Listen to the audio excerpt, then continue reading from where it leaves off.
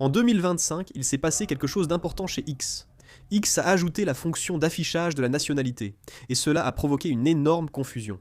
Certains pays tentent de manipuler l'opinion d'autres, ce qu'on appelle une guerre hybride. Aujourd'hui, examinons ce sujet de plus près. Le 25 novembre 2025, X a ajouté l'affichage de la nationalité pour vérifier l'authenticité du contenu. Si un utilisateur créait un compte depuis le pays A, mais utilisait ensuite plus l'adresse IP du pays B, la nationalité affichée devenait celle du pays B. Si vous utilisiez un VPN, vous pouviez masquer votre pays de résidence, mais un icône en forme de bouclier avec un point d'exclamation apparaissait à côté du pays de résidence sur le profil, indiquant que le compte utilisait un VPN. Cependant, cela a provoqué une grande controverse, car de nombreux faux comptes politiques ont été découverts presque simultanément. Par exemple, il a été révélé qu'un compte soutenant le mouvement indépendantiste écossais était en réalité géré depuis l'Iran. Le compte du département politique des forces de soutien rapide lors de la guerre civile au Soudan était géré depuis les Émirats arabes unis. Bien sûr, il existe aussi des cas isolés, mais cela montre clairement qu'il y a eu des tentatives pour encourager certains discours politiques. C'est un problème très grave, car cela signifie qu'il y a eu manipulation de l'opinion publique. En réalité, certains pays organisent ce genre de choses à l'échelle nationale, notamment la Chine et la Russie. La Chine et la Russie sont parmi les pays qui manipulent l'opinion publique, comme s'ils prenaient un repas. De nombreux articles traitent de la guerre hybride menée par la Chine et la Russie. Il faudrait d'abord comprendre ce concept. La guerre, selon le droit international, est un affrontement armé entre États, mais ce concept évolue progressivement. Une attaque contre un État inclut désormais l'usage combiné de moyens non militaires, comme la cyberattaque, la manipulation de l'opinion, les opérations politiques, les sanctions économiques, les crimes transnationaux en ligne, et la force militaire. La guerre hybride était un sujet majeur lors du Forum mondial sur la nouvelle sécurité organisé par le ministère des Affaires étrangères de la Corée, en 2025, illustrant la menace qu'elle représente. En 2025, on a appris qu'attaquer les failles de l'État et de la société pouvait menacer la sécurité nationale, même en paix. La guerre hybride est donc très menaçante. En particulier, la guerre cognitive est un point qu'il faut absolument aborder, car elle permet de déstabiliser un pays de l'intérieur sans utiliser d'armes à feu ni de missiles. L'essentiel de la guerre cognitive est très clair. Il s'agit de modifier la perception et le jugement du public, du commandement militaire et des dirigeants d'un pays rival, en changeant leur façon de penser. Par exemple, la République de Corée. Si une force continue d'inculquer l'image que la République de Corée est un pays incompétent, corrompu, isolé sur la scène internationale, et, en interne, une société sans espoir, encore et encore. Peu importe la véracité de ce message, l'essentiel est que ce cadre s'ancre dans l'esprit des gens. Cela provoque des fissures sociales, accroît la méfiance, intensifie les conflits de groupe et élargit les divisions politiques, idéologiques et générationnelles. Dans ce processus, la société dépense son énergie non pas vers l'extérieur, mais dans des luttes internes, et le coût que doit supporter l'ensemble du pays augmente de façon exponentielle. Ce n'est pas une question de croissance économique, ni de bien-être social, mais cela devient une question de survie nationale. C'est précisément ici que réside la dangerosité de la guerre cognitive. Même sans détruire physiquement l'adversaire, on peut le pousser à s'effondrer de lui-même. L'un des pays qui utilise très habilement ce type de guerre cognitive est la Chine. La Chine a investi d'énormes ressources dans la guerre de l'information et la guerre psychologique pendant longtemps, et elle a modernisé ses stratégies pour les étendre jusqu'au domaine de la guerre cognitive. Ce qui est encore plus inquiétant, c'est l'efficacité par rapport au coût. La puissance militaire traditionnelle nécessite d'énormes budgets et beaucoup de temps, mais la guerre cognitive peut infliger des dégâts bien plus importants, avec des coûts relativement faibles. La situation est devenue encore plus grave avec l'ajout des technologies d'intelligence artificielle. Les bots d'intelligence artificielle peuvent maintenant se comporter comme des personnes sur Internet et réseaux sociaux, influençant l'opinion publique et suggérant que certaines idées sont largement partagées. Dans ce cas, la manipulation de l'opinion publique devient beaucoup plus rapide et beaucoup moins coûteuse, et les dégâts sont incomparablement plus importants qu'auparavant. Le problème, c'est que les gens ne reconnaissent pas l'ennemi comme un ennemi. Sans même savoir que des forces extérieures interviennent, les gens réagissent à de fausses informations et à des cadres manipulés, ce qui finit par amplifier des conflits inutiles au sein de la société. Au final, le pays n'arrive pas à s'unir et consacre son énergie à s'attaquer mutuellement. Ce problème est d'autant plus visible dans les pays démocratiques, en raison des caractéristiques d'un système qui considère la liberté d'expression et la liberté de penser comme des valeurs fondamentales.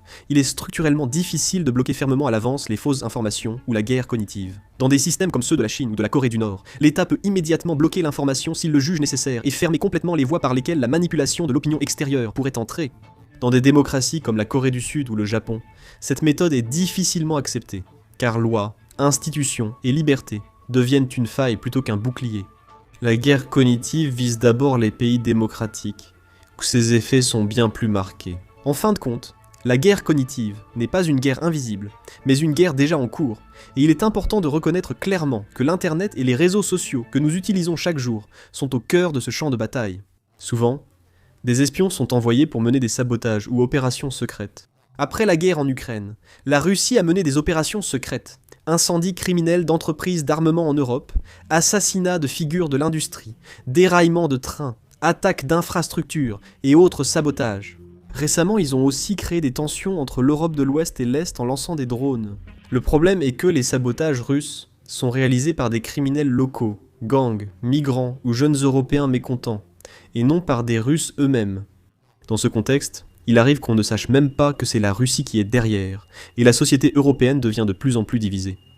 Pour donner un exemple plus précis immédiatement. Lors des législatives allemandes 2025, la Russie a déployé une stratégie hybride pour renforcer le soutien à l'Alternative für Deutschland, opposée à l'aide à l'Ukraine. La Russie a exercé pression et incitation financière sur les immigrés afghans en Allemagne pour les inciter à manifester. Ces manifestations, organisées avec des lieux et horaires précis, ont été présentées comme un mouvement citoyen spontané sur les réseaux sociaux et médias locaux. Parallèlement, la Russie a incité à des graffitis critiquant le gouvernement sur les façades des principaux bâtiments des grandes villes allemandes, maximisant ainsi visuellement le mécontentement social. Ce mouvement a amplifié la tension et la méfiance parmi les citoyens, polarisant fortement les opinions politiques. En conséquence, les électeurs ont inconsciemment pris en compte cette instabilité et ces conflits sociaux dans leurs choix politiques, ce qui a entraîné une hausse du soutien aux politiques anti-ukrainiennes de l'Alternative für Deutschland. Comme l'ingérence de la Russie n'était pas directement visible, la majorité de la population allemande s'est retrouvée prise dans ces conflits sociaux, sans se rendre compte qu'ils étaient manipulés par des forces extérieures, ce qui a effectivement créé une structure influençant les résultats des élections générales. Cette méthode illustre les caractéristiques typiques de la guerre hybride. Il ne s'agit pas simplement de manipuler l'opinion publique, mais d'utiliser stratégiquement les mécontentements et les conflits locaux pour atteindre des objectifs politiques, ce qui en fait une opération complexe, très sophistiquée et menaçante. Je pense aussi qu'il serait intéressant d'aborder le sujet de la Chine. La Chine est un pays qui mène énormément d'activités d'espionnage. Rien qu'en Corée, il y a eu de nombreux cas où des opérations d'espionnage chinoises ont été découvertes. Ce n'est pas un ou deux exemples seulement. Ces Chinois arrêtés ne sont pas des espions professionnels, mais de simples citoyens ordinaires. Ces personnes filment des bases aériennes et le bâtiment du service national de renseignement avec des drones. La raison est que l'article 7 et l'article 14 de la loi sur le renseignement national de la Chine stipulent que tous les organismes, organisations et citoyens chinois doivent soutenir, coopérer et collaborer avec les activités de renseignement du gouvernement, et qu'ils sont tenus de garder le secret concernant les informations concernées. Mais ce qui est intéressant, c'est que si quelqu'un refuse de coopérer avec les demandes d'information du gouvernement, il est puni en Chine.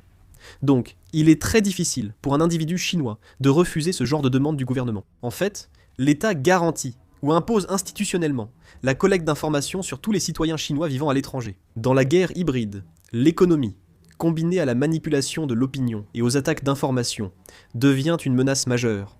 Ils savent que la force militaire ou les cyberattaques seules ne suffisent pas à déstabiliser complètement un pays, d'où l'utilisation de l'économie comme arme. Par exemple, si l'on regarde la Russie, sa stratégie de pression utilisant le réseau d'approvisionnement énergétique européen est très représentative.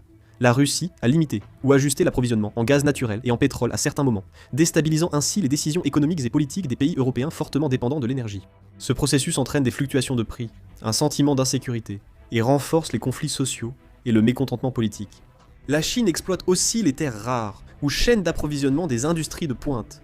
Si l'accès est bloqué, l'industrie ralentit, et entreprises comme gouvernements doivent adapter leur stratégie. Dans ce processus, les pays fortement dépendants des ressources subissent en réalité des pressions, et en interne, une baisse de la compétitivité industrielle, ainsi qu'une instabilité sociale apparaissent simultanément. Avec la manipulation de l'opinion par l'intelligence artificielle ou la guerre de l'information, pression économique et psychologique agissent ensemble, doublant les dégâts.